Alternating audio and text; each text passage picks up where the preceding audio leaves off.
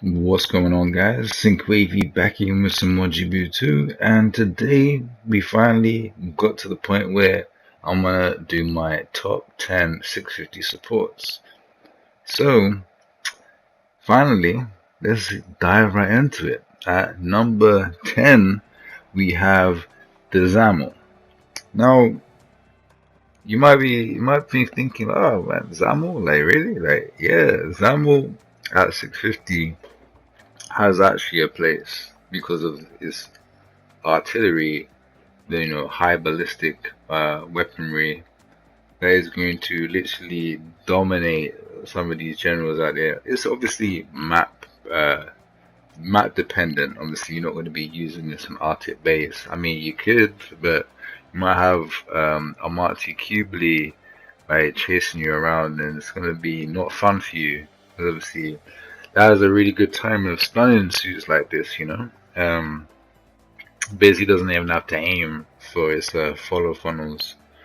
But yeah, Xamel is definitely strong. Obviously, one of the few suits at this cost range that has a heavy stagger. So if you heavy stagger something, it's going to melt you. And obviously, its teammates that see you being heavy staggered, you're just going to be deleted from existence. So Xamel makes it at number 10. Honorable mentions was even though it's not a 650, but the ZQ Irons Type 2. Like that suit definitely can play at 650 cost. So even if if you say you have a Gelgoog Jaeger at 650 and you got a ZQ Irons at 600, use the ZQ Irons. It's gonna do a lot better than the Gelgoog Jaeger at 650.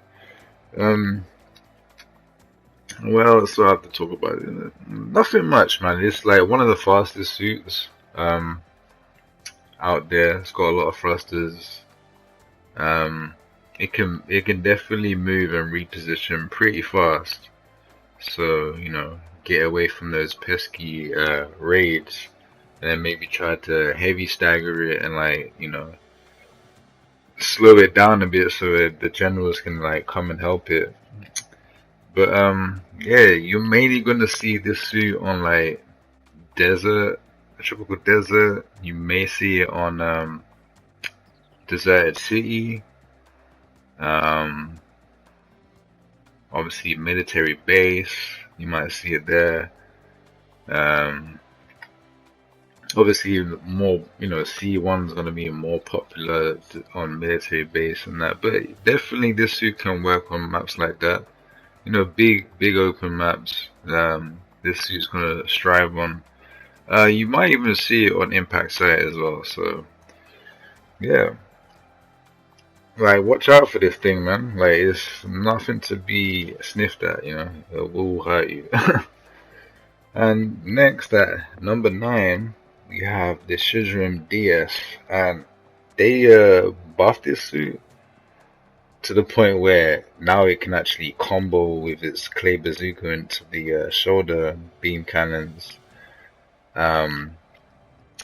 So definitely, devastating. Rick Diaz, that's a support. I mean, it's gonna hurt you. Obviously, this suit is more more wants to be like a mid-range support because you want to be able to combo off of your clay bazooka into your shoulders, and then even switch to your pistols, your beam pistols, and rapid fire those, and then continue the pressure and combos, and maybe even shoot a sticky shot in there, the bird line, and get a stun there, and combo with that.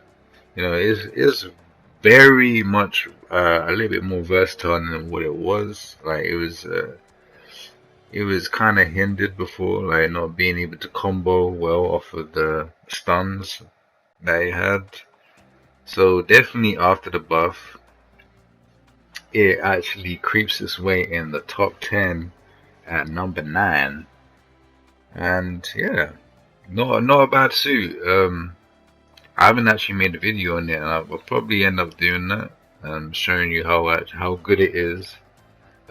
Mine, I think I have about 600, so you know what, you're not gonna see it. I mean, I could bring in 650 anyway to show you how good it is still, you know. But anyway, next up we have the Palace Athene. Now, like when this suit first came out, like it was, you know, people didn't really know how to play it, and people weren't really good, and you know, complaining how big it is. It's a massive target. But this suit, like I fought like really good players in this thing, and man, the tackle into missiles is super scary. Like that is devastation. This is one of the few suits that if it tackles you, it's gonna confirm some damage on you. You know, so you gotta beware and like maybe try to dodge roll if you have a dodge roll. They may do some mind games with it and like make you dodge roll and waste your tackle and then like hit you with the grenade launcher or something. While crouching as well, so you can't stun them with this shot.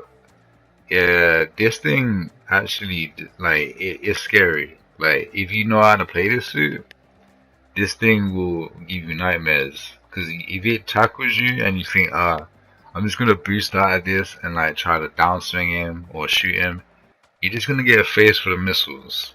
Like that's what's gonna happen. You're gonna get a face full of missiles, and it's gonna combo off of that. And, like, after it hits you with those, it can hit you with the grenade and just, like kind of spam you with its primary beam or its missiles or whatever. And obviously it's got I think it's a 1.5 second Garobi, like the beam, the mega launcher and the beam, the shoulders. That obviously is accumulated damage, so you can fire through allies and not stun your allies and do pretty decent damage. If you can land it flush on a general, which is hard to do, you would do around 5,000 to 6,000 damage on some generals. So definitely decent. You're most likely gonna get around 3 to 4. Because it's hard to like land it flush on certain targets, but definitely a suit not to sleep on. If you get good with this thing, like it can do work, and that's why it's at number 8. Because I feel like it is definitely better than the ones below it. Next up, we have the infamous MLRS at number 7. Now, it's kind of obvious why this is like still a top tier suit, top tier support. Is big shield. It's got big missiles that hurt a lot. The AOE is massive, and also it's got the best Vulcans in the game. Like you can go around just shooting people with the Vulcans most of the time, and it's going to do a lot of damage. And obviously, it's got the beam saber. Obviously, is super strong. It shares the same beam saber as the beam bazooka, so that can hurt you. Obviously, you're gonna see people try that to defend themselves. They're gonna catch you because the shield, like the shield bash, when it does bounce, the shield bash comes out really fast, and that'll catch you off guard sometimes and knock you over and do some decent damage. Obviously it's gonna boost back and start shooting the Vulcans at you. Yeah, this thing is pretty obnoxious for certain raids. Like the reason, like you see, like the A1. The reason why I have A1 on the raid list lower than like Kaplan and Hummerbee is suits like this, and like shot dampers and stuff. It's good. Like the A1 is really top tier. Like you could use that over the Kaplan if you really want to, and over the Hummerbee. say it's better than those two, like if it's gonna fight the top tiers like C1 and the FA Shiki, which don't have any, you know, short dampers or massive shields to go around. So the A1 in that regard could be better than the Kaplant and the Hummerby. But the thing is, that's not the case, right? You're gonna have a mixture of these top 10 suits that are gonna be fighting, and the Kaplant and the Hummerby actually do better at fight. You know, you pick those suits, and doesn't matter what support is, they're gonna be able to deal with it pretty easily, you know? So yeah, that's the reason why I got this suit up here at number 7, is because it's really hard to deal with that big shield. Next up, we have the FA 7th Gundam. Now, this was like my previous top 10 was number 1, and they got buffed since then, which doesn't make it that much stronger, but I still believe that this suit is better than MLRS just because it's a smaller profile. It can do a lot more damage, like from range, if you know what you're doing. Like you don't have to reload for a long period of time with this suit. You know what I mean? This is what I'm saying. The DPS is a little bit better than MLRS is, even though MLRS in some cases can be better than this suit on certain maps. So don't get me wrong. When I say this suit is better, it's only just slightly better, and it's personal preference that I like this suit over that because it's slimline. It's also got a shield. Does really good damage from range. Obviously force injectors, balances obviously help a lot to defend yourself. Yeah, I just like this suit a lot better than MLRS. You know, it was the first general like support, you know, that has decent damage even with the melee. Like it can hurt in the melee department too, and also this suit can be really tanky, you know, and it's going to be more tanky than MLRS. If MLRS gets caught and like say it gets caught from behind or anything, it might survive, you know. So there is that. Obviously, you know, the Mega Launcher can delete things, you know, so there is that. I just like this suit a lot more better, you know. It's a bit more versatile, you know. You can play up close, beam rifle into grenade will stun really fast. Like that's beam rifle grenade. One grenade will stun a target. It will stun any raid. So the MLRS has to like spray you a little bit, you know. Well, you can shoot a missile and spray you a bit, you know, and retreat. It's got, you know, similarities there, but I prefer this suit just because it's a little bit more slimmer and it's a bit more faster. Yeah, and the FA is at number 6. Next up, we got the Faz. Faz at number 5. We're talking about top 5 suits now, and I believe this suit is definitely up here, very strong. It's basically like, you know, it's like it's kind of like the 7th Gundam in ways, but obviously doesn't have force injectors or a shield, but it has the shock dampeners. So this suit will be like the A1's, like it'll be a problem for the A1 to like really get close to this suit, because if it sees it coming, you know, shoots the beam rifle into like Vulcans, or like shoots some missiles into Vulcans while boosting backwards, you're going to be able to keep the A1 at bay, and the A1 can't do nothing. Like it can't shoot you and stun you.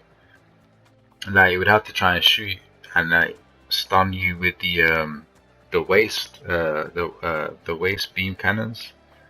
So it's, you know, a little bit, it makes suits like that a little bit difficult to play against suits like this, because obviously it's gonna take you longer to get a confirmed stun on this suit and finish it off before generals like decide, oh, what's this A1 doing back at the back line trying to mess with my fires, and smack you. Yeah. So yeah, this suit is definitely up there. And people, they say, it's pretty bad because it's squishy, and like that's its real only weakness, really. It's slow and it's got low melee resistance. Those are its weaknesses. Everything else about it is solid, you know. If it had high melee resistance, bro, this probably would be better than the suits that, like some of the suits above it, you know, because obviously it's going to be tanky and hard to stun, you know, like that's a Ray's worst nightmare, you know. So if it can survive long, like in a melee confrontation, like even the O can like nearly one combo the fires, which is, you know, it's pretty sad, but you know, this suit can also keep the O at bay, you know, with the missiles and the Vulcans. So, you know, like this suit is definitely good. I've done well with it. I've seen a lot of other people do well with it. I definitely have a sweet spot for the fires, even though it's not even really my favorite suit. Like Zeta suits are my favorite. Like double Zeta stuff, like they're not so much my favorite, but I've got a little sweet spot for the fires. Like people will say how bad it is and all that, but I don't believe it's that bad.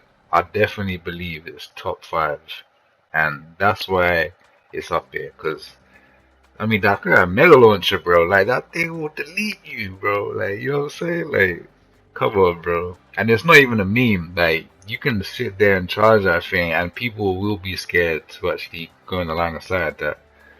But anyway, we have our number 4, the Hamma.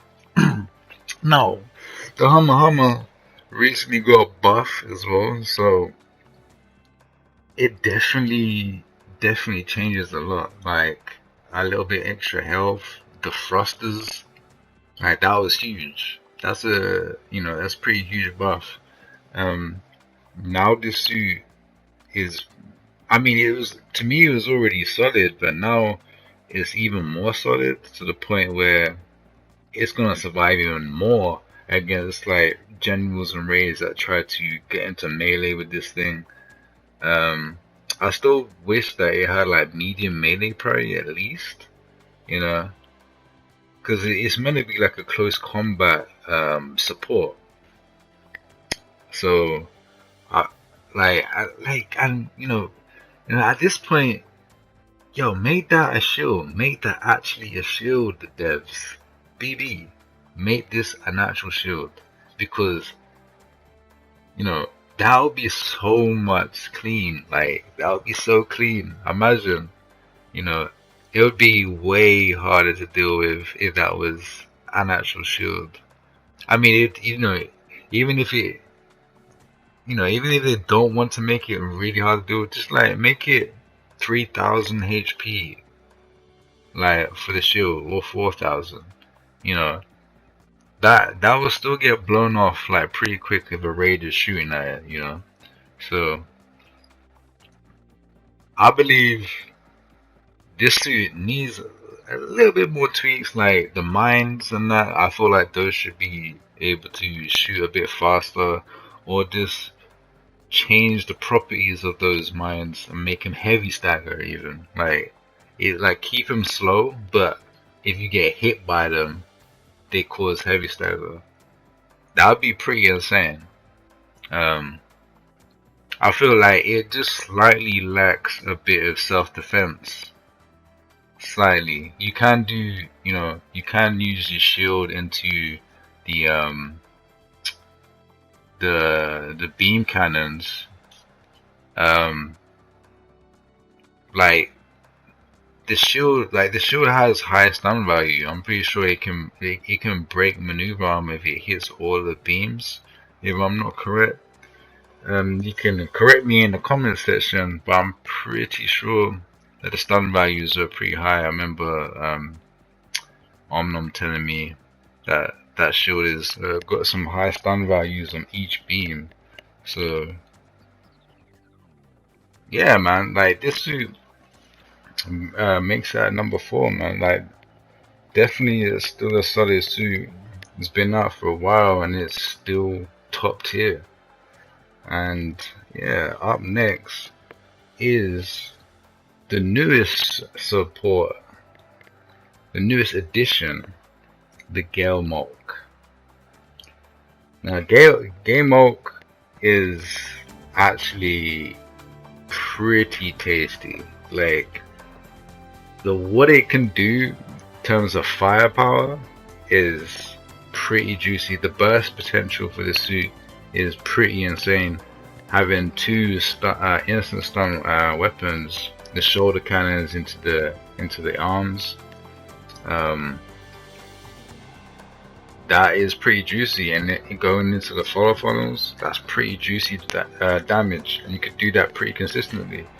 And also, you know, you don't really need to overheat nothing on this suit, which is a bonus. You know, you can, you got a lot of options to where, you can just keep applying pressure. There are maps that favor this suit more. I feel like the smaller the map, actually the better that this suit becomes, because you're within range for the whole kit. Also, this suit doesn't make it to second place or first place is just because it heavily relies on a decent team to be able to hold a front line. I mean, this suit has a lot of firepower to keep enemies stunned, right? It only has a little bit of a problem when raids try to rush it. Even though it has options to keep raids away, but it's just not as it takes a little bit more skill. You need to shoot 3 grenades into your follow funnels, your mother funnels. Like, this is what I would do: 3 grenades and then start boosting backwards into follow funnels. That's like your best self-defense combination, because obviously if you shoot 3, you see a raid coming, you shoot 3 and you start boosting back to like create distance, and then you're gonna stun the enemy suit, and then you're gonna be able to keep boosting back, because obviously this thing has a decent speed and decent thrusters.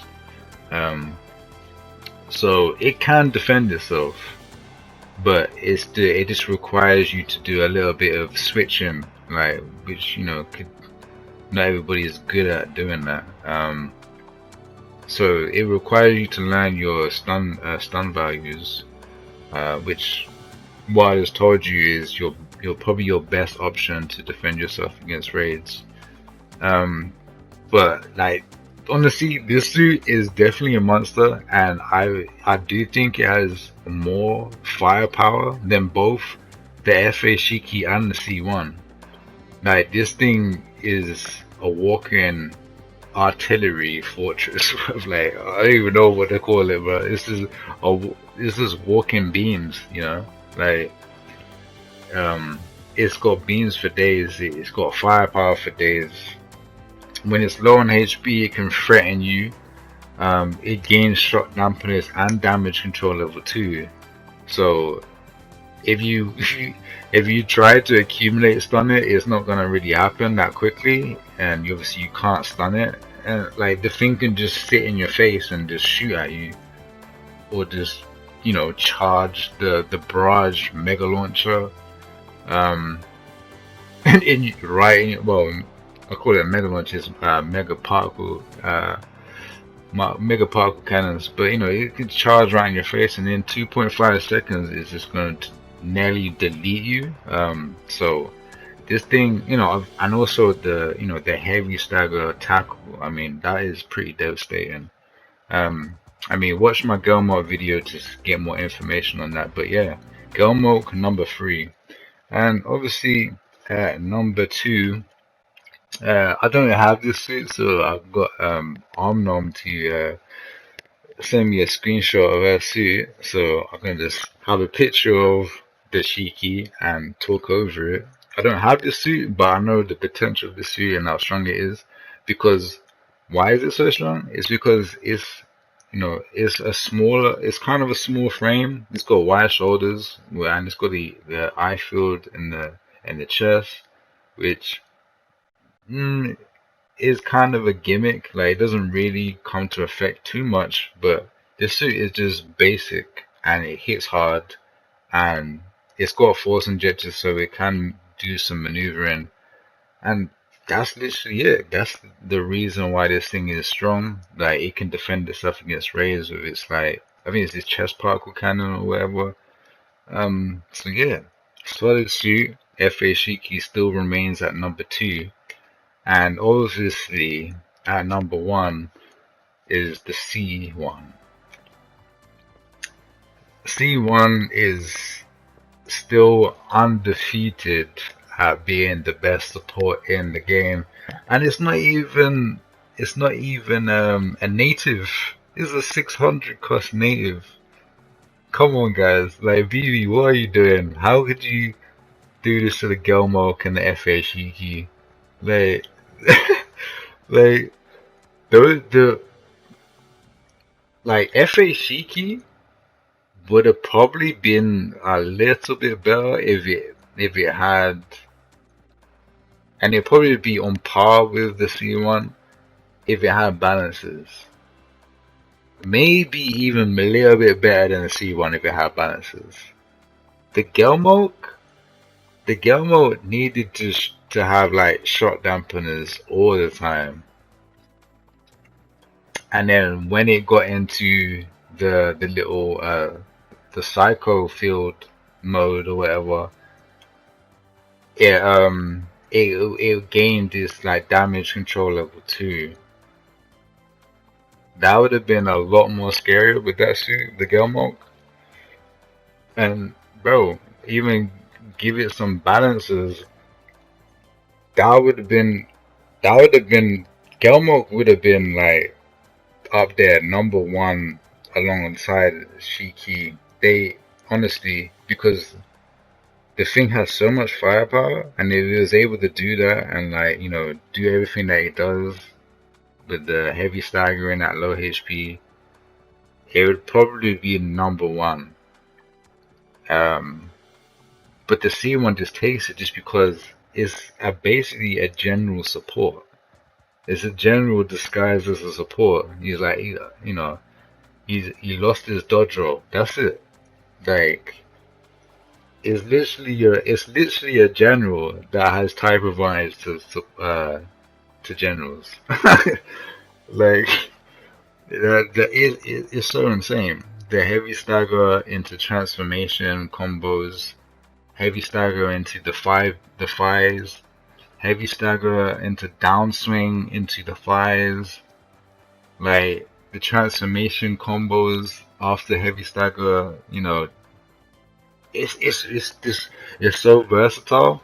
And I remember when everybody used to say that this suit was trash because it gets shot out of the sky like in one shot. Where's the shot dampeners? Now, could you imagine now if it had shot dampeners? Like I said in that video, y'all be crying if this thing has C1. The C1 has shot dampeners. Not being able to shoot out of the sky instantly and just watch it melt your teammates. Like, now you guys know. Like, look at the strength of it still. You know, we have all these native 650s and they still can't surpass the C1, which is not even a native. Now you guys understand. Like, I wasn't saying it because I thought, it's a Zeta suit, you know, just think it's the best anyway. No, I saw the potential of this suit to be it was disgusting. You just need to know how to play it and know when to actually transform, you know? But yeah, and after that, you know, if you guys want to see more of my thoughts on it, just go back and watch when I first got the C1. Yeah, and that is the top 10 650s and supports, and I'll catch you guys in the next one. God bless.